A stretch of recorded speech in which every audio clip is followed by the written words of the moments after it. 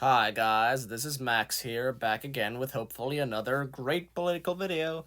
And today we're going to cover the Republican and Democratic Party best case scenarios for the 2022 United States gubernatorial elections. Now, what do we have here? That's the expert prediction map from 270 to win. Now, I do not even think that's actually going to be what the victory margins are going to be, but we'll use this as the standard for today's poll prediction. I mean, scenario prediction, we're of course working off current polling, but we will have as a focus showing the best the Republicans could possibly do and the best the Democrats could possibly do. And we will start with the Republicans. Now, in a best case scenario, this election cycle with Biden's popularity tanking, with the Democrats running a terrible campaign nationwide, their best case would be around plus 13. The Democratic best case, if they turn everything around, if inflation goes down, Biden's popularity remains high, and everything else goes totally 100% neat, their best case would be 2 or 3% Democrat. I'm not saying that either plus 13R or plus 2 or 3D is going to happen. I think it'll be plus 8 or 5 or maybe even plus 10R. But for this case, we're going to assume that happens. And in a best case scenario, the Democrats will probably win Colorado safe, but especially since New Mexico's governor had somewhat of scandal going on, it would not turn safe. Neither would Oregon.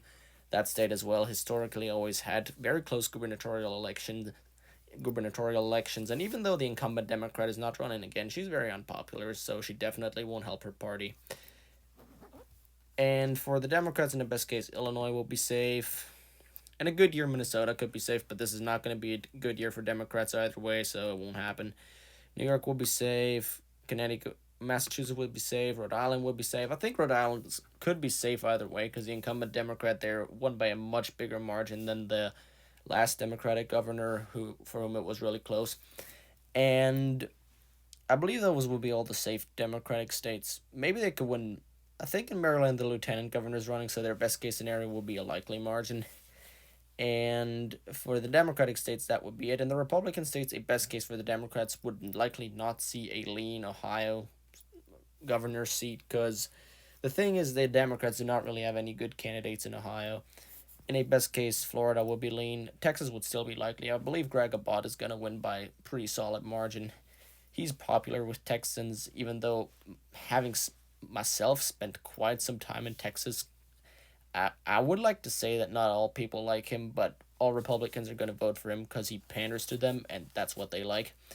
And in the Midwest, a best case for the Democrats will be Whitmer holding on by a breach, but I do not actually think it's going to happen because she's got a lot of people that hate her. The national attitude is turning against COVID restrictions, and especially her hardline policies are not going to help her at all. Even in a best case for the Democrats, they probably lose Wisconsin simply because the state is trending heavily to the right. But in Pennsylvania, they might have a chance to pull it off. Josh Shapiro is not a bad candidate, and he has fairly good name recognition. I'd like to say that Laura Kelly in Kansas can hold, but she ran against a very bad Republican last time. That's the reason why Kansas ended up electing a Democratic governor. I don't really see it happening this time around, so probably, even in the best case for the Dems, Texas is going to go red. So, no matter what happens, probably the Republicans are going to take over the governorships. But the Democrats have a good chance to flip Georgia and maintain Nevada. Nevada has always been a swing state, but more recently it tilted blue, so there's a chance it would do it again this time around. And in Georgia, Brian Kemp is the incumbent, and he's facing a tough primary challenge. And even if he wins that, he'll receive a lot of hatred from the Trump base. A big reason why the Georgia Republicans lost that runoff election 2 years ago or 1.5 years ago was because the Republican base didn't turn out for them. They thought they were rhinos. That's why they performed so badly. It might happen again.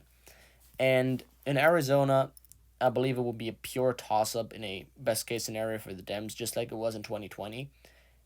But since this is a best case for the Democrats, they would flip this governorship as well and actually increase their amount of gubernatorial seat from 22 to 24. However, this is a best case scenario for the Dems. I do not think this is going to happen. What I think is much more likely that the Republican best case ends up turning out. Now, in a best case for the Republicans, absolute best case, they would flip New Mexico, hold Arizona, win Texas and Florida safe, win Arizona by a lean margin, win Nevada by a tilt margin, get Oregon really close, sweep it in Kansas. Actually, they could win it safe, but Laura Kelly is fairly moderate, so I believe she'll not lose by more than 13 or 11 points in no scenario.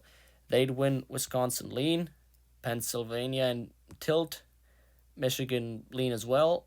Minnesota would be ridiculously close. The Republicans do not have a good candidate in Minnesota, which is the reason why I'm not putting it as heavily. I'm not putting it as a flip.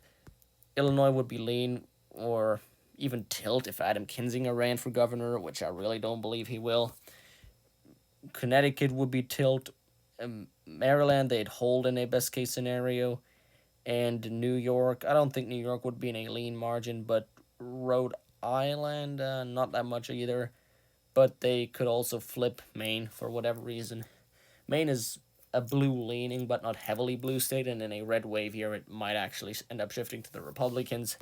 And if the base in Georgia rally behind a common candidate, Republicans could win that one by a lean margin as well. And obviously, Alaska would be safe. Now, there's not really a way in which they would be able to win in California or make significant gains in California, especially after that recall election got screwed very badly. But if we go in deep and say that Newsom runs a terrible campaign, whom am I kidding here? He's definitely going to win by over 15 points. It's California. What you gonna do, man? But other than that, this is the Republican best case scenario. If you were a Democrat, I hope you screenshotted the one where I showed the best the Democrats could do. If you're a Republican, please screenshot this. Oh, and yeah, of course, Vermont and New Hampshire will be safe in the best case, but that's not the case, right? Yeah. All right. Now we're done. And I hope you guys enjoyed this video. I hope it was at least decently informative. I hope I was somewhat interesting. If not, please let me know. If I was, give me a thumbs up. And either way, I hope you guys have a nice day. And Max out. See you later.